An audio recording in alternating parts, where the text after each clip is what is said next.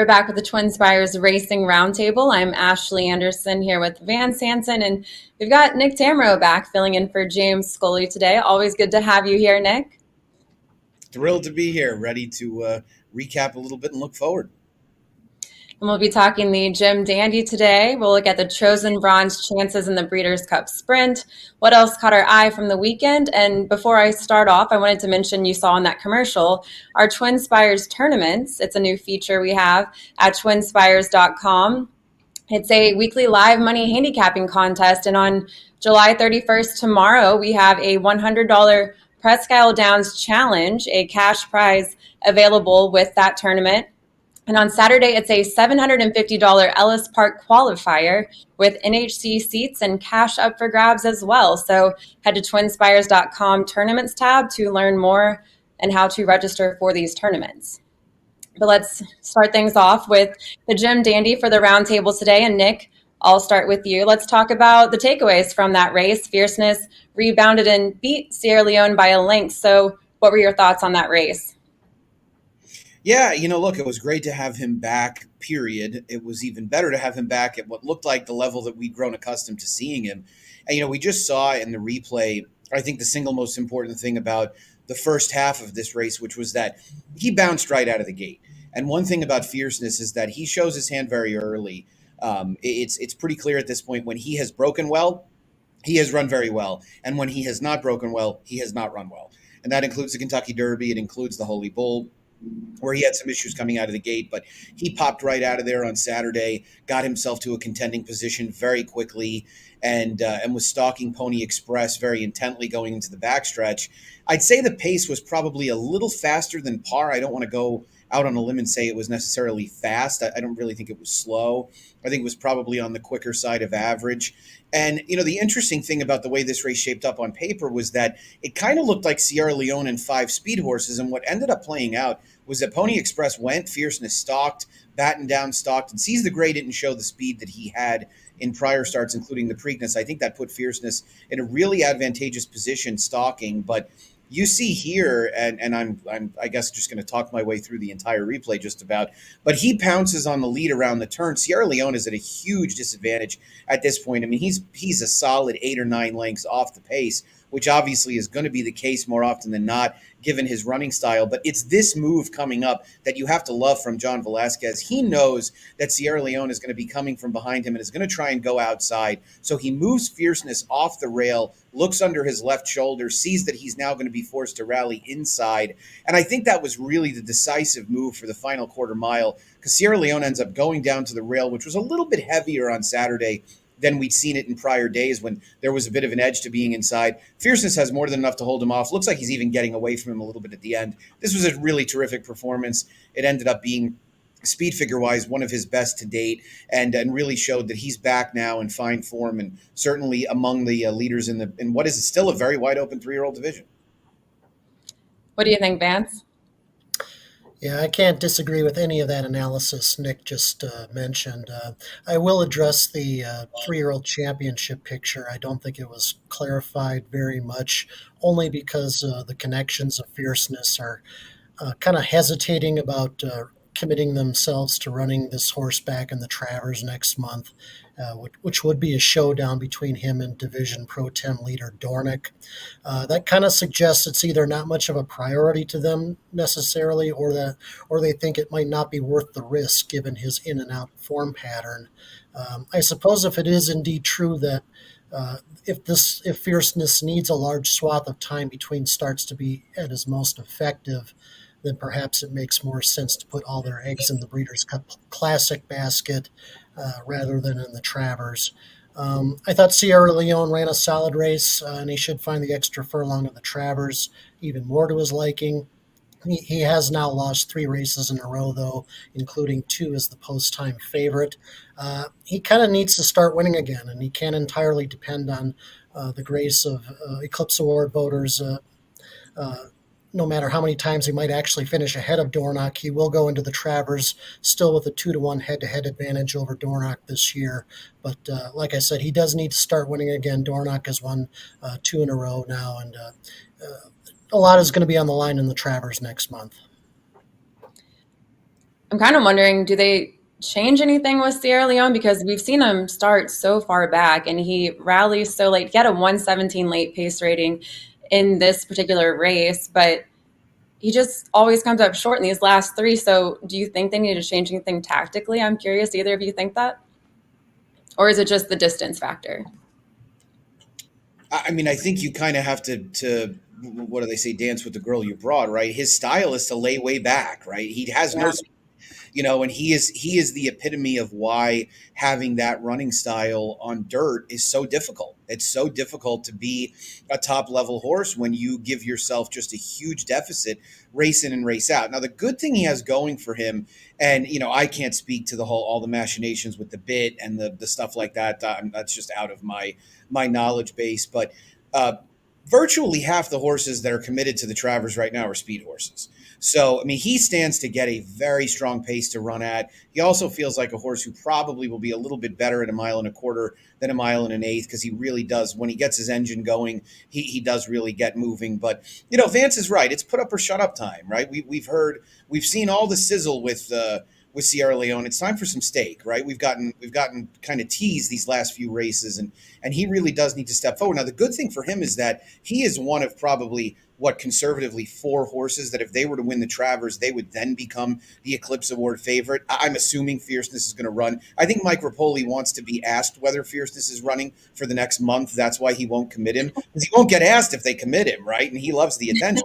So you're in kind of a catch-22 with Fierceness. If you don't run there, you're either running the risk of going to the Breeders' Cup off a 14-week layoff, or you're running him closer to the Breeders' Cup, and then you're sort of violating your own rule about him not running back that quickly on short rest. So assuming Fierceness goes, Fierceness, Dornick, Sierra Leone, those are all horses that if they were to win the Travers would clearly become the leader in the clubhouse for the 3-year-old division. An outsider could jump up. It could happen. We'll probably see horses like Parenting and Unmatched Wisdom get an opportunity stepping up in class, but it really does shape up as a fascinating race, and one in which Sierra Leone could, and I say could very cautiously, get the pace set up that he really needs. One other thing I wanted to note about Fierceness, we saw him have a little bit more pressure in the stretch run, and he hadn't really faced that in his prior wins. He had won by a combined 31 lengths before his 1 length win in the Jim Dandy. So it was good to see that, and maybe that bodes well for some development and maturity later in the season. So if he were to run back in the Travers, do we see him improve? Or at least when he runs in the Classic, do we feel good about that? Potentially just seeing him show some poise in that stretch run, having, Batten Down coming up there in Sierra Leone late as well. Well, let's Yeah. move over to, oh, go ahead. No, go ahead. Let's move over to the West Coast. The Chosen Vron won his 6th straight, and the Bing Crosby defended his title as well. So is he the horse to beat in the Breeders' Cup Sprint, which will be at Del Mar, where he just got this win? I'll start with Vance. Well, he's far and away California's leading representative for the sprint, but the division out there kind of lacks much in the way of depth. And it's also worth pointing out that he did kind of have a home court advantage there last year, and it did him little good. I mean, he was a well beaten fifth in the sprint last year.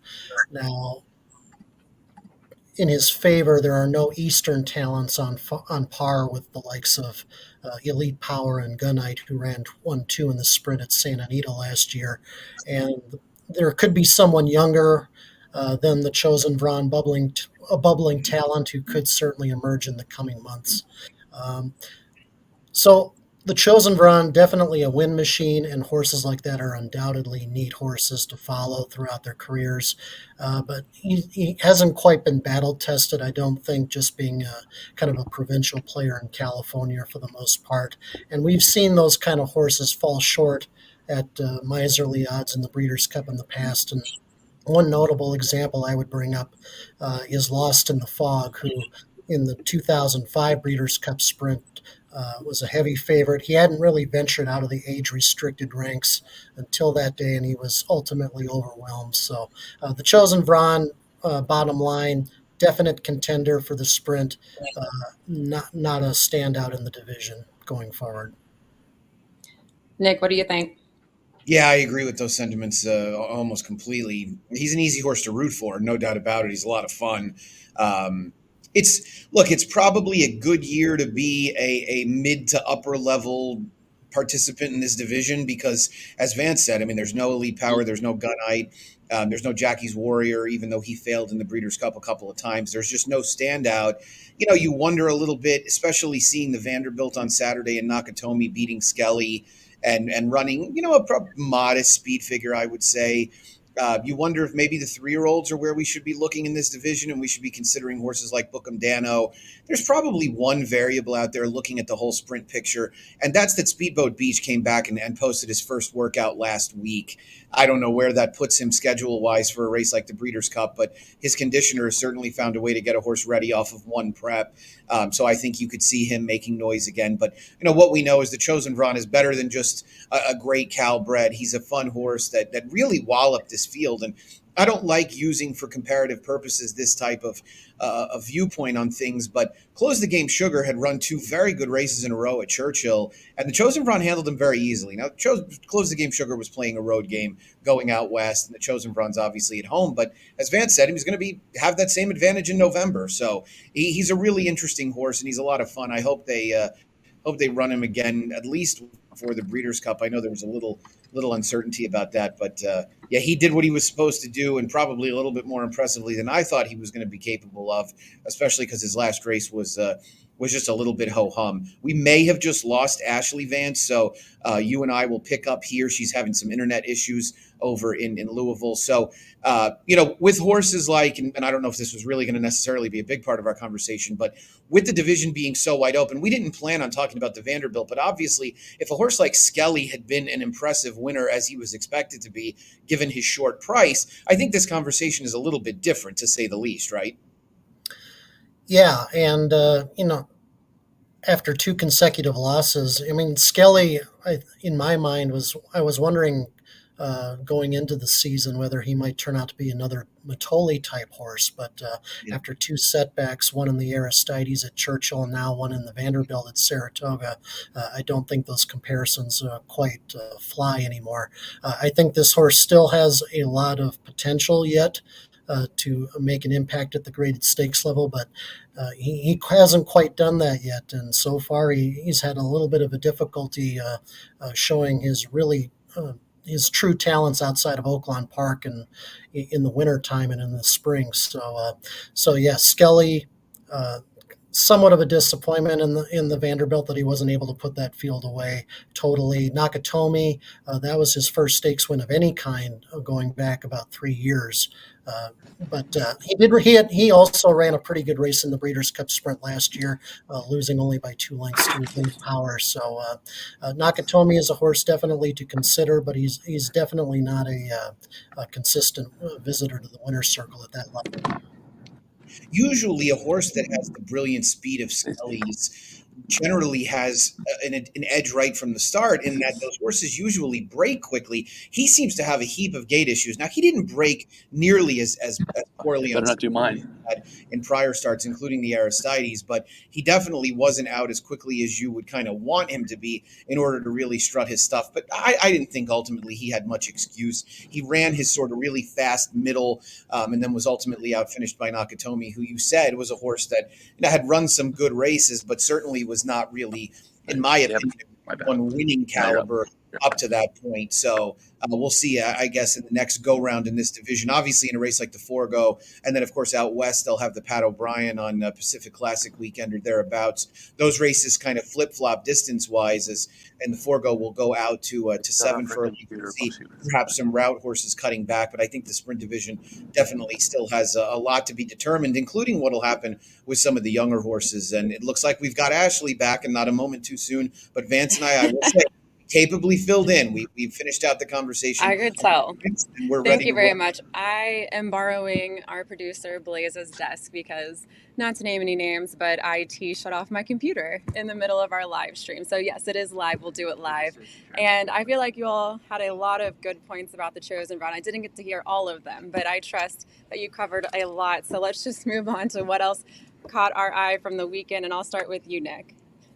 Yeah, so 2-year-olds, of course, are always the highlight this time of year at Del Mar and Saratoga, and who the future stars might be. And I'll admit, I try not to be too taken by some of the performances that these horses put forth. They usually end up in for a tag when I get too excited. But Chancer McPatrick, who won on Saturday at Saratoga, we're actually a replay. So this was a 6.5 furlong race. And it was the first time these horses had gone beyond 6 furlongs. You're going to notice that he's the 4 in here with the green and yellow silks. He steadied a little bit in the opening 3/16 of a mile and going towards the half-mile pole. I mean, he is absolutely last in this field. He gets passed on the outside by Fiddling Felix here. And, at this point, watching the race, and I will admit I had not bet the race. I just kind of thought, I guess we'll see how good he might be next time. He's going to get prep out of this. I was keeping an eye on Invictus as well, who was the first foal to race of Serengeti Empress, multiple Grade 1 winner, and Kentucky Oaks winner. And they go around the turn. The Bill Mott trainee that was on the lead here looks to really open it up just past the quarter pole, and halfway through the stretch, looks like he's pretty much home free. Chancer McPatrick is angling out all the way to the outside here. He's got to be at least still 6 or 7 lengths back. He angles out and all of a sudden starts wearing these horses down. But what you'll notice, and to me, being somebody that likes to pay a keen eye to race flow, nobody else moved in this race. He made the only appreciable move from off the pace whatsoever. Fiddling Felix gathered some ground in the late stages, but Chancer McPatrick just goes out and wears down this leader who, granted, is exhausted, but he put forth a really nice late bid, did it on the wrong lead. This is a horse that really should gain a ton. He was the first winner by McKinsey. There then ended up being another one the following day at Del Mar, but this is a horse out of a dam side that really indicates that more distance should be on his side. Now, we saw 2-year-old fillies go 6.5 furlongs in the opener on Sunday at Saratoga, and it took him about a year to finish the race. And I bring that up because 6.5 is hard in late July, early August for these 2-year-olds, but for them to run as fast a race as they did and for him to win like that, I'm really excited about seeing what Chancer McPatrick does in a race like the Hopeful and then on from there. I'll say in the far turn, even if you had bet Chancer McPatrick, I would have still thought it was a loss. It was in kind of race. I would incredible. have given you 10-1, right? I would have given you at least, so maybe more. Well, I don't have my notes since my computer has shut down, but I think I can try to do this by memory. But what stood out to me was Johannes and Silver Knot, 2 horses that are 4-year-olds in the turf male division. They both extended their win streaks to 3, and both had career best speed figures on Sunday when they won their graded stakes wins. Now, Silver Knot is a horse that I've had my eye on. He won the Elkhorn at Keeneland and beat his stablemate Bold Act for Charlie Appleby, and now has a 3-win streak with the Bowling Green, a grade 2 this Sunday at Saratoga. And Charlie Appleby, he brought a couple of runners over here, and they've been doing pretty well in the U.S., but when you look at the Breeders' Cup turf, obviously Aidan O'Brien's going to be coming over here. He has 7 wins in that race, and I think Silver Knot might give them a good competition here. But I know, Vance, you have something to say about that. Do you feel like Silver Knot can maybe contend with these top European shippers? Sorry, there's a cameo right there. I'm a little suspect. He's been defeating some modest fields over here. I mean, granted, he's stepped up his game quite a bit, stretching out to 1 3/8, 1.5 this year. He's finally kind of found his forte. He won the Elkhorn, won the Man of War. Now he's added the Bowling Green. He was a pretty heavy favorite here on Sunday, but I'm guessing there are some other horses in the Godolphin and Appleby stable that are going to be probably tougher than he will be, and it's a very fluid situation in which Europeans are going to show up.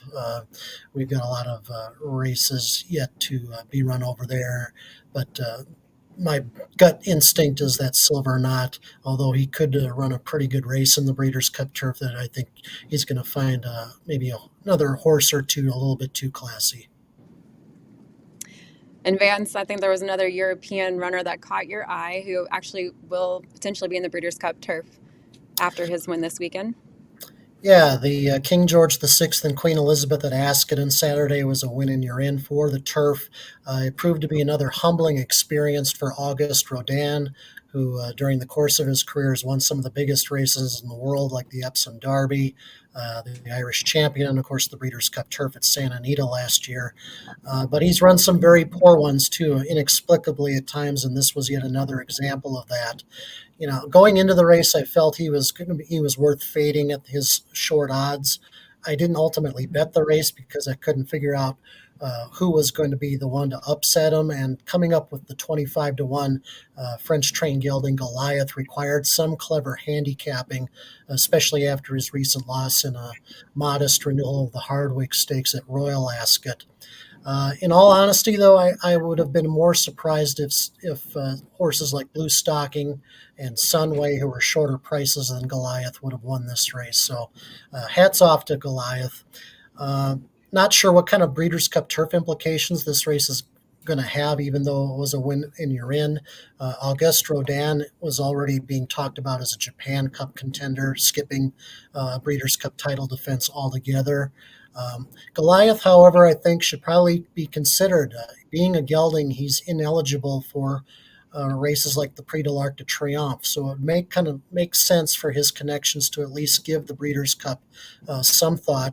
And the same stable also has another talented gelding named Calandigan, who I mentioned here last month after he destroyed his field in the King Edward VII Stakes against fellow 3-year-olds at Royal Ascot. So I think both Calandigan and Goliath here should probably be considered for the Breeders' Cup, given that the main prize in Europe is they're not eligible for it.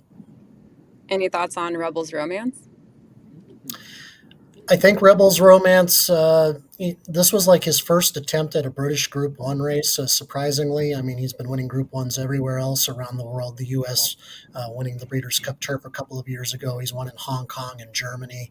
I thought he would have run a little bit better than this, but maybe he kind of peaked a couple of years ago. And he's another one, obviously, that they could bring over and run in the Breeders' Cup Turf again. And I think he would do it. Perform respectably, but he might be one that just might be past his prime a little bit. All right, Nick, anything to add to that? No, it should be fun to see. I mean, it's great to have Applebee's horses running over here so regularly, just because, I mean, they're feasting on these divisions that offer up big prizes, and our purse money here is large. So he's very astute doing so. He's definitely well represented in some of the stakes coming up this weekend at Saratoga again. So we've definitely not seen the last of his horses doing well stateside, whether Silver Knot is able to go on and face tougher competition or not. All right, well, that's all the time we have today. You've now seen our war room. You saw a cameo from Blaze. Thanks for joining us, Nick. We'll be back next Tuesday. We'll also be on the twinspires jury. Thursday we'll have you as well, Nick, I believe. So looking forward to that. And of course, head to twinspires.com to check out those tournaments starting tomorrow at Presque Isle and then Ellis Park on Saturday. We'll see you next time. Wow, what?